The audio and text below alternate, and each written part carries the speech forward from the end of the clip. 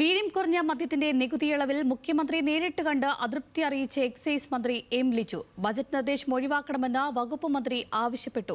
തന്നോട് ആലോചിക്കാതെയുള്ള തീരുമാനത്തിൽ അതൃപ്തിയും അറിയിച്ചു. കൂടിക്കാഴ്ചയിൽ തീരുമാനത്തെ ന്യായീകരിച്ച മുഖ്യമന്ത്രി നികുതി ഇളവ് മാത്രമാണ് പ്രഖ്യാപിച്ചതെന്നും വിൽപ്പന സംബന്ധിച്ച് ചർച്ച ചെയ്ത് തീരുമാനിക്കാമെന്നും വിശദീകരിച്ചു.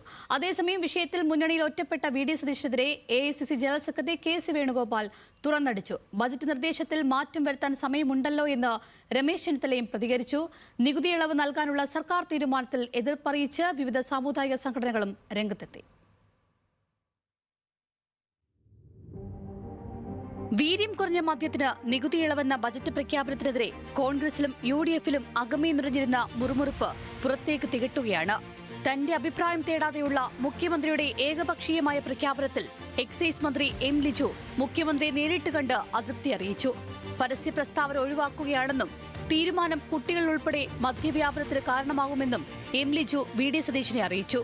കൂടിക്കാഴ്ചയ്ക്ക് മുന്നേ എക്സൈസ് കമ്മീഷനെ വിളിച്ചുവരുത്തി തയ്യാറാക്കിയ പദ്ധതി പ്രാവർത്തികമായാലുണ്ടാവുന്ന ഭവിഷ്യത്തുകളുടെ റിപ്പോർട്ടും മുഖ്യമന്ത്രിക്ക് കൈമാറിയിട്ടുണ്ട്. അതേസമയം മന്ത്രിയുമായുള്ള കൂടിക്കാഴ്ചയിലും തന്റെ തീരുമാനത്തെ മുഖ്യമന്ത്രി ന്യായീകരിച്ചു.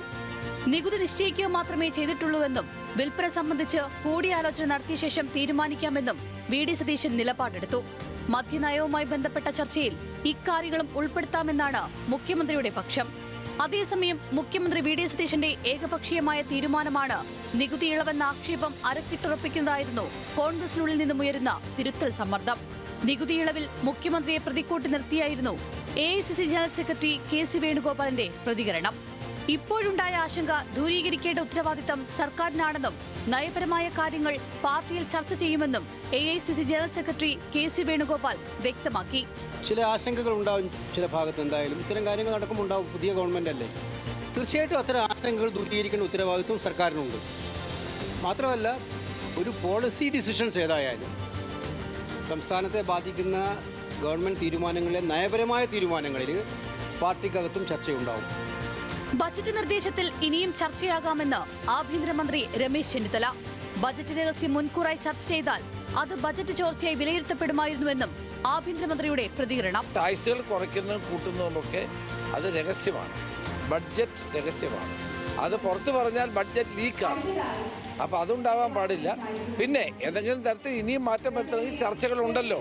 ചർച്ച ചെയ്ത് ബഡ്ജറ്റ് ചർച്ചാ വേളയിൽ ആളുകൾ ഉന്നയിക്കുന്നതനുസരിച്ച് അക്കാര്യത്തിൽ ഗവൺമെന്റ് തീരുമാനിക്കാവുന്നു.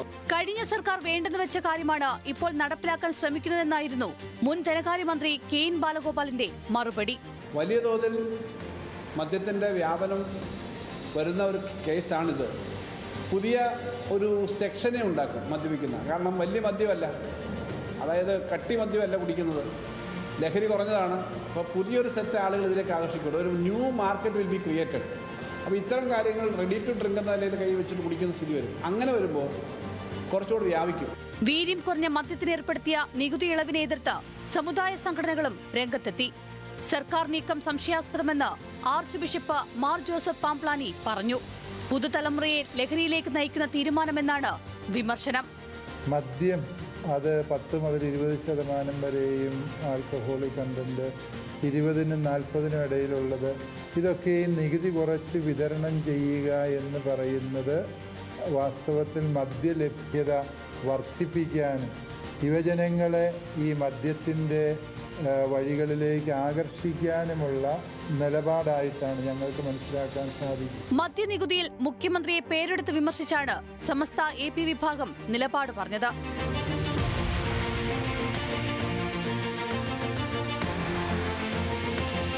നികുതി ഇളവ് നൽകാനുള്ള ബജറ്റ് നിർദ്ദേശം ലഹരിക്കെതിരായ പോരാട്ടത്തിൽ വെള്ളം ചേർക്കലാണെന്ന് ഓർത്തഡോക്സ് സഭ.